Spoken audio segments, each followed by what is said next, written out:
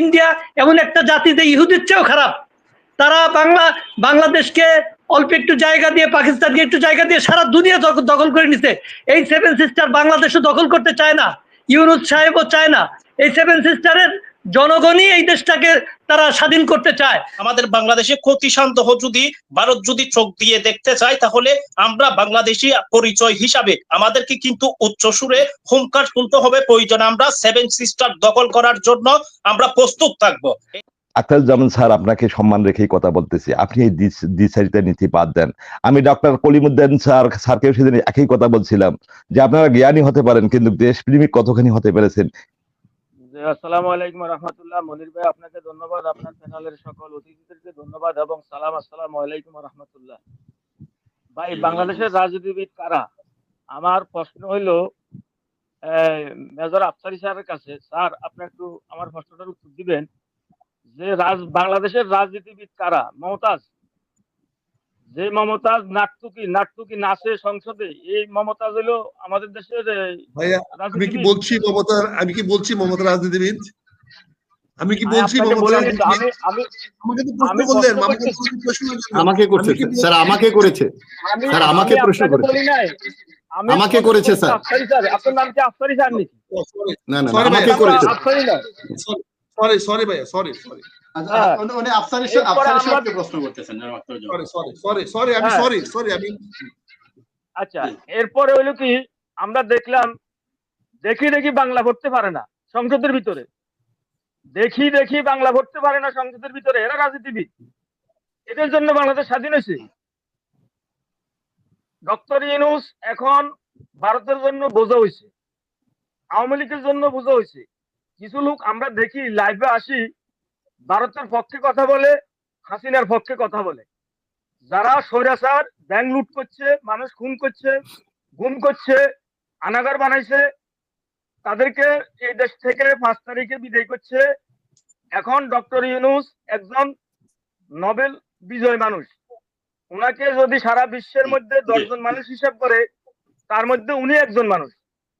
আমি মনে করি এই বর্তমান সংসদ যেটা আছে, এটার মধ্যে তালামারি 5টা বছর ডক্টর ইউনূস স্যার সংসদ বিনা সংসদে এই দেশটা চালাক। আমার প্রশ্ন হইলো, ডক্টর ইউনূস স্যার এই সংসদের মাধ্যমে তালামারি 5টা বছর উনি এই দেশটা ঠিক মতো চালাক। এই রমজানে আমরা যে সুযোগ সুবিধা, যে দ্রব্যমূল্যের ঊর্ধ্বগতি নাই, তারপরে মানুষে বিদ্যুৎ যায় না, তারপরে বিভিন্ন সুযোগ সুবিধা মানুষ এখন পাইতেছে, এটার জন্য যারা ওনার বিরুদ্ধে কথা বলে ওদের গাত্র দাও। আর ভারতের তো হাসিনায় দিতে বাংলাদেশকে শেষ করে দিছে, এখন আরো দিবে। আর কি দিবে বাকি আছে? ডক্টর ইউনূসে কি বলছে এটাই বুঝে না। ওইলো সাহাবিকৃতা, একজন সাহাবিকৃতা। অনেক দর্শক আছেন, সবাইকে একটু সুযোগ দিতে হবে। ধন্যবাদ আপনাকে। আজিজুল হক সাহেব আনমিউট করেন, কোন প্রশ্ন থাকলে বলেন। আজিজুল হক সাহেব মিউট আছেন ভাই, আনমিউট করতে হবে। হ্যাঁ জি, বলেন এখন বলেন। জি, আসসালামু আলাইকুম ওয়া রাহমাতুল্লাহ। আমি অল্প একটু 1 মিনিট সময় দিবেন আমাকে, 1 মিনিট সময় দিবেন। বাংলা পৃথিবীর কোন দেশ কারা কতটুকু ভোগ করবে আল্লাহ পাকে এটা ভাগ করে দেয়। ইন্ডিয়াকে বাংলা আল্লাহ পাক ভাগ করে দেন এই 7 সিস্টার বা এই সব কিছু ভাগ করে। এটি ইন্ডিয়া এমন একটা জাতি যে ইহুদির চেয়েও খারাপ। তারা বাংলাদেশকে অল্প একটু জায়গা দিয়ে, পাকিস্তানকে একটু জায়গা দিয়ে সারা দুনিয়া দখল করে নিছে। এই 7 সিস্টার বাংলাদেশও দখল করতে চায় না, ইউনূস সাহেবও চায় না। এই 7 সিস্টারের জনগণই এই দেশটাকে তারা স্বাধীন করতে চায়।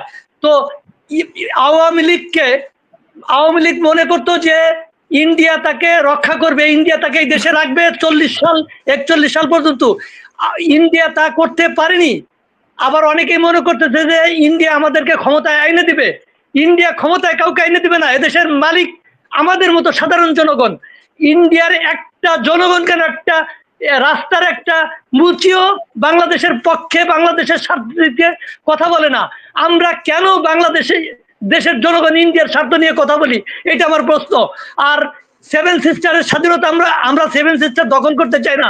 7 সিস্টারের জনগণই তাদের তাদের স্বাধীনতার জন্য তারা আন্দোলন সংগ্রাম করতেছে।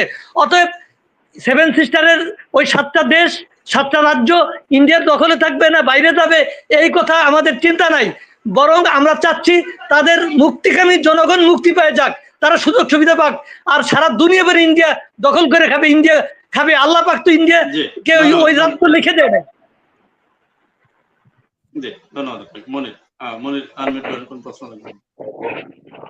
ধন্যবাদ এনাম ভাই এবং সম্মানিত আলোচকবৃন্দ, আসসালামু আলাইকুম। আমাদের দেশের কিছু রাজনীতিবিদ আছেন, কেউ সফল হয়েছেন, কেউ ব্যর্থ হয়েছেন।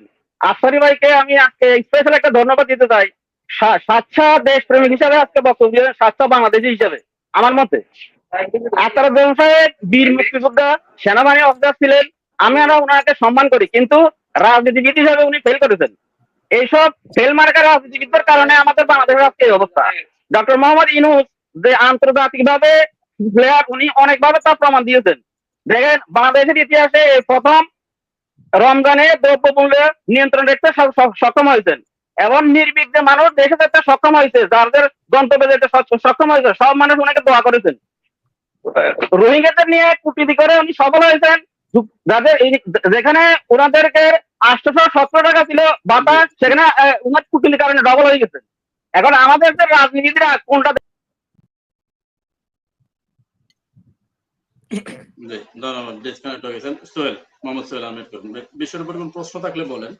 জি, আসসালামু আলাইকুম রাহমাতুল্লাহি ওয়া বারাকাতুহু। আখতারুজ্জামান স্যারকে আমি রেসপেক্ট সম্মান জানাচ্ছি। ওনার কাছে আমার একটা প্রশ্ন, উনি একজন সম্মানিত ব্যক্তি। বর্তমান অন্তর্বর্তীকালীন সরকার, উনি সেভেন সিস্টার নিয়ে কথা বলতে পারে, কিন্তু ওনার পিছনে নয়, ওনার আগের সারিতে আমরা বাংলাদেশি হিসাবে আমরা সেভেন সিস্টার নিয়ে কথা বলতে পারি। ভারতের বিভিন্ন সোশ্যাল মিডিয়াতে যখন আমার বাংলাদেশ নিয়ে, আমার বাংলাদেশের ভুবন নিয়ে যখন অপচারের নৃত্য থাকে, আপনার চোখে পড়তেছে না।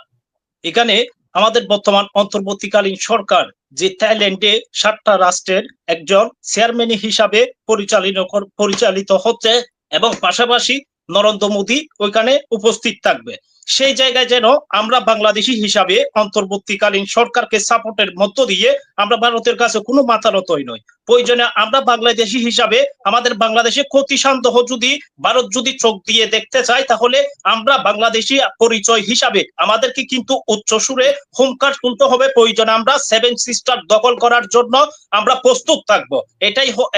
এটাই হওয়ার ছিল আমাদের হুঙ্কার। এর পাশাপাশি দেখেন, আমরা স্বাধীনের পর থেকে আমরা শুনে আসতেছি যে ভারত দেখেন যে ত্রিপুরা, আসাম, কলকাতা এই 3টা অঞ্চল ভারতের অংশ হিসাবে বর্তমান সেই ভারত কিন্তু বুক করতেছে, কিন্তু এই অংশটা ছিল আমাদের বাংলাদেশেরই অংশ। তাহলে এই জায়গা থেকে আমাদেরকে এখন ভারতের কাছে আর কোনো মাথা নত নয়, ভারতের কাছে কোনো মাথা নত হতে যাওয়া যাবে না এবং ভারতের সাথে আমরা চোখে চোখ রেখে কথা বলার কিন্তু এখনই সময় এসেছে। ধন্যবাদ। হ্যাঁ, বিসমিল্লাহির রহমানির রহিম। সম্মানিত উপস্থিতি, আসসালামু আলাইকুম। আফসারি স্যারকে মন থেকে ধন্যবাদ জানাচ্ছি। মেজর আখতারুজ্জামান স্যার, আপনি তো অধীনতামূলক মিত্রতা নীতির পুতুল সরকারটাকে দেখলেন। ভারতকে অনেক কিছু দিয়েছে, ভারতের কাছ থেকে আমরা কি পেয়েছি আমরা জানি না। তবে এখন আমরা বুঝতে পারছি যে আমাদের ইউনূস সরকারের বদলেতে বাংলাদেশ তার একটা নির্দিষ্ট জনসংখ্যা আছে, নির্দিষ্ট একটা ভূমি আছে, এটা আমরা বিশ্বাস করতে পারছি। আমরা এখন স্বাধীন, সার্বভৌমত্বের মুখ দেখিয়ে আমরা কথা বলতে পারি, পৃথিবীর বুকে উচ্চ স্বরে কথা বলতে পারি। এটা আমাদের জন্য একটা মানানসই বিষয়। এটা কি আপনি ভুলে যাচ্ছেন? আখতারুজ্জামান স্যার, আপনাকে সম্মান রেখেই কথা বলতেছি, আপনি এই দ্বিচারিতা নীতি বাদ দেন। আমি ডক্টর কলিমুদ্দিন স্যারকেও সেদিন একই কথা বলছিলাম যে আপনারা জ্ঞানী হতে পারেন, কিন্তু দেশপ্রেমিক কতখানি হতে পেরেছেন একটু ভাবেন তো। এতটুকু বলে আমি শেষ করলাম। ধন্যবাদ সবাইকে।